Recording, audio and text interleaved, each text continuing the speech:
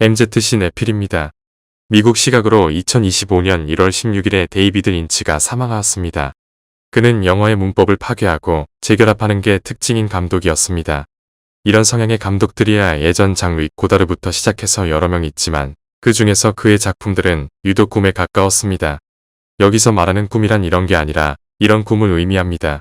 이런 꿈들은 보통 개연성이 없으며 우리가 통제할 수 없이 무의식적으로 흐르며 어떨 땐 초현실주의나 다름없는 걸 꿀 때도 있습니다. 데이비드 린치의 영화들 대부분은 이러한 꿈과도 같습니다. 즉 영화가 꿈속의 법칙을 따른다는 겁니다. 그리고 이런 꿈의 법칙에 대해 가장 대중적인 게 바로 이상한 나라의 앨리스입니다. 원작 소설이나 디즈니 애니를 보면 앨리스의 모험은 철저히 꿈속에서 통용되는 논리를 따릅니다. 그래서 이 소설이 정신분석, 형이상학적인 해석이 많이 나온 것이죠. 하지만 앨리스는 처음 애니메이션이 나왔을 때 영국에서는 자국의 위대한 문학을 애들용으로 폄하시켰다며 욕 듣고 미국에서는 앨리스가 이상한 나라에서 겪는 일들을 보고 이게 무슨 개소리냐며 비판했죠.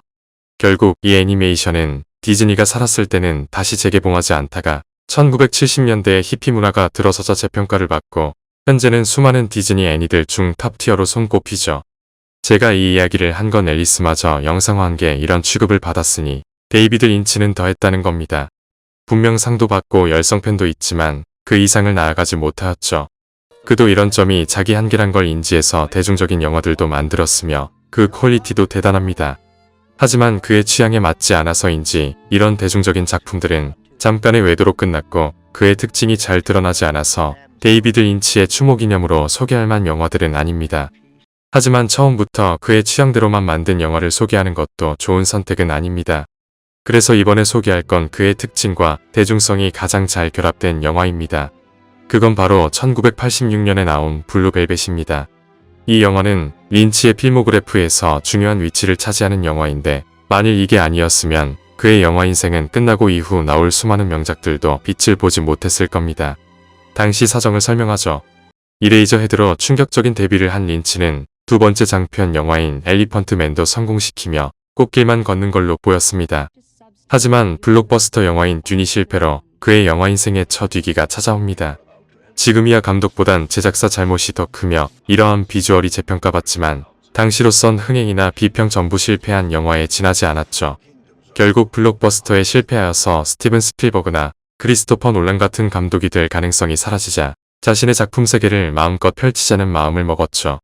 하지만 그렇다고 이번에도 이레이저 헤드 같은 걸 만들었다간 영원히 나가리가 될 수도 있는 상황. 그는 시나리오를 쓰며 하나의 장치를 만드는 것으로 대중성을 확보했는데 그건 바로 무개성적인 평범한 주인공입니다. 이런 점이 이상한 나라의 앨리스와의 공통점이기도 한데 평범한 소녀로 설정되어서 그녀가 겪는 충격을 그대로 전달할 수 있듯 블루벨벳의 주인공이 겪고 느끼는 감정을 느끼게 하죠. 또한 사건의 모든 게 밝혀지지 않아서 주인공 물론 관객들도 모든 걸 알 수 없게 만드는 것 또한 이런 미스테리한 경험을 더 깊게 만들어줍니다. 그럼 이제 영화의 내용으로 들어가 보겠습니다. 평화로운 미국의 마을. 이런 평화로운 분위기가 이어지는 와중에 갑자기 한 남자가 쓰러집니다. 이후 잔디밭을 클로즈업하여서 벌레들이 들끓는 걸 보여줍니다. 쓰러진 남자의 아들이 이 영화의 주인공 제프리입니다. 아버지의 병문안을 갔다 온 이후 그는 숲을 거닐다 무언가를 발견하는데 그건 바로 사람의 귀입니다. 잔인하다 못해서 황당한 상황. 그는 경찰에 이 사실을 알리지만 영화 속 경찰들이 그렇듯 그에게 자세한 설명을 하지 않습니다. But I'm afraid I'm going to have to ask you not only not to tell anybody about your find, but also not to ask more about the case. One day when it's all sewed up, I'll let you know all the details. 이런 그에게 경찰의 딸인 젊은 시절에 쥐라기 공원 엘리 박사님이 등장합니다. 남친이 있음에도 그가 마음에 든 건지 자기가 먼저 접근해서 아는 걸 전부 말해주는 엘리 아니 샌디. 그녀의 도움으로 제프리는 사건을 파헤칩니다. 그러다가 사건의 관련자인 도로시를 만나게 되죠.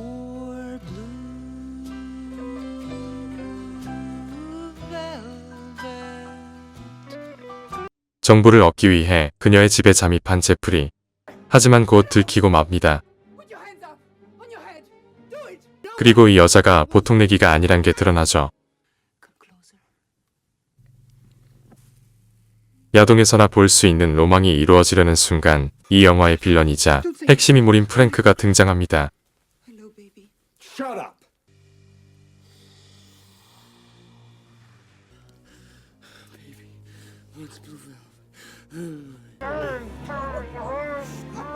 19금이라 다 보여줄 순 없지만 이 장면만으로도 그가 어떤 인물인지 알 수 있죠. 충격적인 등장 이후 떠나는 프랭크 제프리는 그녀를 위로하지만 소용이 없습니다. 프랭크에게 남편과 자식이 인질로 잡혔어 이런단 걸 안 제프리. 심지어 프랭크는 협박용으로 남편의 귀까지 잘라냈습니다. 이러한 사실에 제프리는 분노하며 도로시 곁을 맴돌게 됩니다. Crazy. I like you too.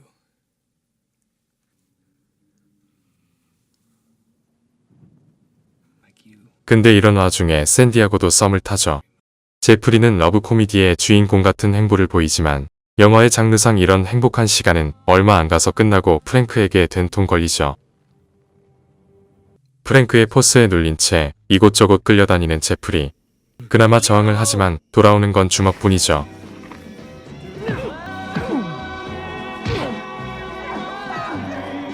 프랭크는 무슨 바람인지 제프리를 그냥 살려두고 떠납니다.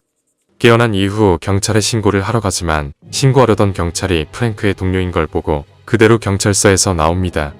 그리고 그날 밤 바로 샌디의 아버지에게 찾아가 증거들을 보여주며 내부의 첩자에 대해 알려주죠. 그러한 제프리를 걱정스럽게 지켜보는 샌디. And you're through with it. 제프리는 이제 경찰에게 맡길 거라 말하며 그녀를 안심시키지만 그들의 뒤로 추격자가 따라붙습니다. 하지만 그 차는 프랭크 일행이 아니라 초반에 잠시 언급되었던 샌디의 남자친구인 미식축구 선수였습니다. 김건모의 잘못된 만남이 배경음악으로 깔릴 만한 순간 배경에 희끄무레한 게 나타납니다. 그 정체는 바로 도로시였습니다. 이 예상치 못한 전개에 시겁한 미식축구 선수는 제 발로 물러나고 제프리는 우선 도로시를 샌디 내에 데려갑니다. 여기서 그가 양다리를 걸쳤다는 사실을 알게 된 샌디. 하고 싶은 말은 많겠지만 상황이 상황인 만큼 싸대기 한 대로 넘어갑니다. 울고 있는 그녀에게 사과한 후 모든 걸 끝내러 가는 제프리. Forgive me. I love you. I forgive you, Jeffrey. Yeah, she's okay. Listen, get a hold of your father. Tell him to send the police over to Dorothy's apartment right away. Tell him to hurry. I'm leaving right now. Jeffrey, no. I have to. 현실이라면 그날 밤을 넘기지 못하고 죽었을 테지만 여기서 주인공 보정을 제대로 받습니다. 도로시의 방에 가보니 비리 형사와 처음 보는 남자가 죽어 있습니다. 이 사람은 귀가 없는 걸 보아서 정황상 도로시의 남편으로 추측됩니다. 어쨌든 이 참혹한 현장에서 빠져나오려던 제프리는 프랭크가 오는 걸 봅니다. 도망칠 수 없는 상황, 무전기로 경찰 측 상황을 파악하는 프랭크를 본 제프리는 죽은 형사의 무전기를 이용해 미끼를 던집니다. 침실에 없다는 걸 확인하지만 프랭크는 제프리를 애송이 정도로 보고 있는 데다가 산소호흡기로 정신이 혼미해진 상태입니다. 어느 장르에서든 그렇지만 방심은 필패의 법칙이죠.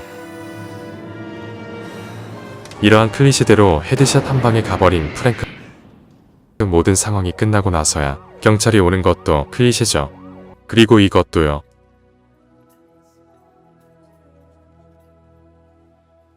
영화의 결말에 이르자 또 다시 귀를 보여주지만 이는 제프리의 귀죠. 샌디와 함께 식사를 하며 좋은 시간을 보내는 제프리. 영화 첫 장면과 같은 평화로운 모습과 도로시가 아들과 제외의 행복한 시간을 보내는 걸 보여주는 수미상관적 구조로 영화는 끝납니다. 결말을 보면 알 수 있듯이 파격적인 캐릭터들과 설정에 비하면 내용 전개는 정석적이다 못해서 소년 만화라 해도 이상하지 않을 정도입니다. 누군가는 이런 달콤하다 못해서 초콜릿처럼 무른 결말에 납득하지 못할 겁니다. 이런 영화라면 주인공에게 더 가혹한 결말이 주어지는 게 보통이며 이것은 이후 그의 영화 대부분이 마찬가지입니다. 그렇다면 왜 이런 결말로 끝났을까요? 앞에서 말한 것처럼 대중성 때문도 있겠지만 그 외에 저는 이게 린치 버전의 이상한 나라의 앨리스이기 때문이라고 생각합니다. 이상한 나라의 앨리스의 내용을 간단히 소개하자면 앨리스가 흰 토끼를 쫓아가다 그녀의 상식으로는 설명이 불가능한 이상한 세상에서 별별 경험을 하다가 다시 자신의 세상으로 돌아온다는 겁니다.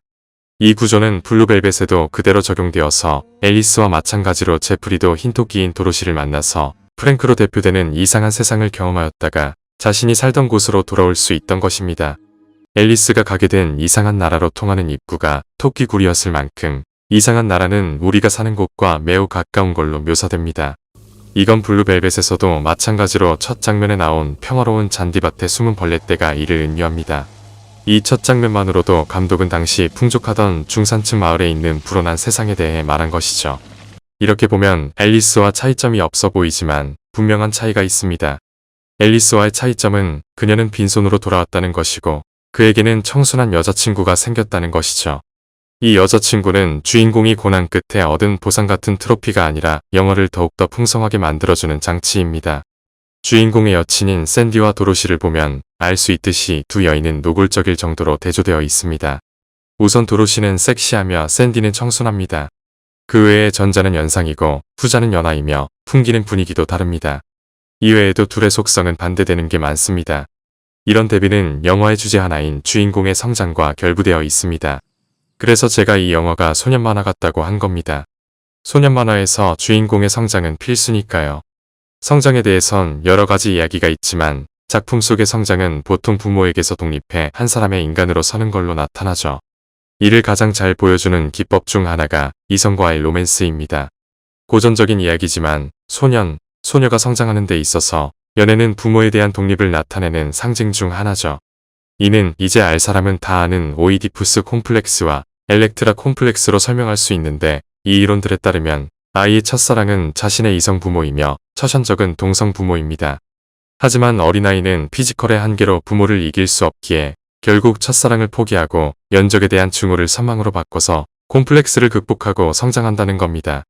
지금에서야 거의 사장된 이론이지만 그 강렬함은 어디 가지 않아서 여러 작품들에서 자주 사용되는 소재입니다.